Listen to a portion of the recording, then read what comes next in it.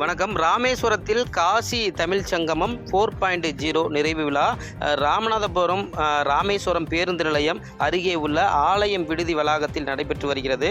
குறிப்பாக இந்திய குடியரசு துணைத் தலைவர் சிபி ராதாகிருஷ்ணன், தமிழக ஆளுநர் RN ரவி, மத்திய கல்வித்துறை அமைச்சர் தர்மேந்திர பிரதான் உள்ளிட்ட முக்கிய தலைவர்கள் கலந்து கொள்வதற்காக இருக்கின்ற நிலையில் 700 போலீசார்கள் பாதுகாப்பு பணிக்காக குவிக்கப்பட்டிருக்கிறார்கள்.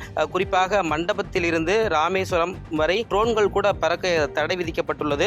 மேலும் பல கட்ட சோதனைக்கு பின்னரே இந்த காசி தமிழ் சங்கமம் 4.0 நிறைவு விழாவில் சிவனடியார்கள், பொதுமக்கள், கல்லூரி மாணவர்கள் உட்பட பலரும் ஆர்வத்தோடு பங்கு பெற்று வருகின்றனர். மேலும் மண்டபத்தில் இருந்து ராமேஸ்வரம் வரைக்கும் போக்குவரத்து காவலர்களும் தொடர்ந்து கண்காணிப்பு பணியில் தீவிர பாதுகாப்பில் ஈடுபட்டு வருகிறார்கள். மேலும் சிவனடியார்கள், ஆன்மீக அன்பர்கள் பலரும் ஒன்று திரண்டு ஒரே இடத்தில் கூடியதால் அங்கு அதிசயத்தை ஏற்படுத்தும் விதமாக கருடன் தொடர்ந்து பல மணி நேரம் வானில் வட்டமடித்துக் கொண்டு இருக்கக்கூடிய காட்சியை பார்த்து வருகிறோம். ஆச்சரியத்தில் திகைத்து போயிருக்கிறார்கள் அனைவரும் என்றே கூறலாம். இன்னும் சற்று நேரத்தில் மண்டபம் கேம்ப் ஹெலிபேட் தளத்திற்கு குடியரசு துணைத் தலைவர் சிபி ராதாகிருஷ்ணன் வர இருக்கிறார். பின்னர் சாலை மார்க்கமாக ராமேஸ்வரம் பேருந்து நிலையம் அருகே அமைந்துள்ள ஆலயம் விடுதியில் நடைபெறும் காசி தமிழ் சங்கமம் நிறைவு விழாவில் கலந்து கொண்டு உரையாற்ற இருக்கிறார்.